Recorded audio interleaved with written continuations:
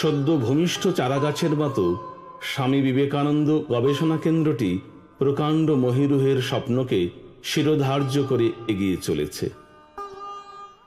Swami Vivekananda laid great emphasis on the elements of creativity in the domain of education. In fact, in Madras in 1897, Swamiji said in a course of his lecture with a touch of pathos that 50 years of university education has not been able to produce a single original person in the 3 presidencies. In fact, we also know that Swamiji encouraged Sir Jamshedji Tata to set up a research center in that the then British dominated India. Remembering this educational ethos of Swamiji, Ramakrishna Mission Vidyamandir decided to set up a research center on the sacred occasion of 150th birth anniversary of Swamiji. আমাদের এই research সেন্টারটি মূলত কয়েকটি ভাগে বিভক্ত।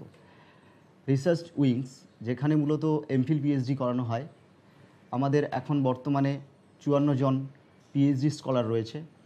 মহারাজ বললেন বাংলা, সংস্কৃত, গণিত এবং অর্থনীতি এই বিষয়গুলিতে পিএইচডি করানো হয়। এছাড়া আমাদের এমফিল গবেষণাতে 64 জন ছাত্র রয়েছে। বাংলা, দর্শন এবং সংস্কৃত এই 3টি বিষয়ে এমফিল গবেষণার কাজকর্ম চলছে।